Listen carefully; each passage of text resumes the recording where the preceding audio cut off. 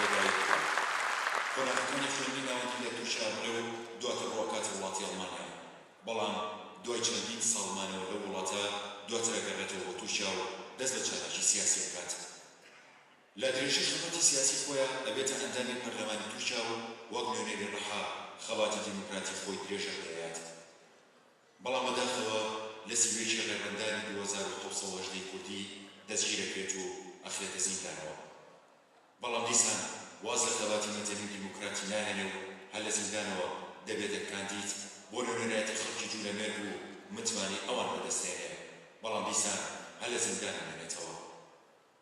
دوایەوە لە زیندان مانگرتن ڕاگەێنێ لە 25 سەرماوەزی 2718 کوردی ئازادەکرێ.